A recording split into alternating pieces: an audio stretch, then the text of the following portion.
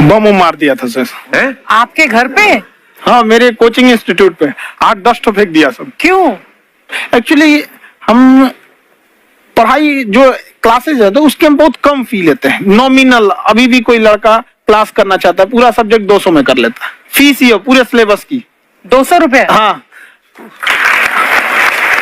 तो बाकियों को थोड़ा सा प्रॉब्लम आने लगा और हमको समझाएं, हम क्या, हमको क्या दिक्कत है, क्योंकि बहुत सारे लड़के जब हम लोग अपने स्टूडेंट लाइफ में थे, इंटरमीडिएट क्रॉस किए थे, तो हमारे साथ के कुछ लड़के पढ़ने के लिए चले गए थे दिल्ली, उनको यूपीएससी निकालने के लिए चले गए थे।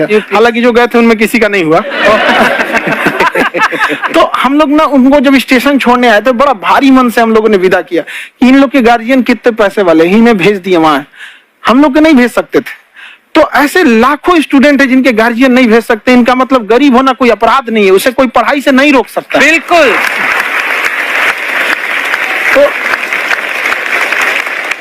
तो हमने ठान लिया था कि कभी अगर मौका मिलेगा तो उसको हम जरूर कम करेंगे। तो इस साल हमको मौका मिला, तो वो जो टफेस्ट एग्जाम है इंडिया का, यूपीएससी, उसकी 2.5 लाख की फीस को हम 7,500 में कर दिए। और सेम, बहुत बढ़िया, वेरी गुड।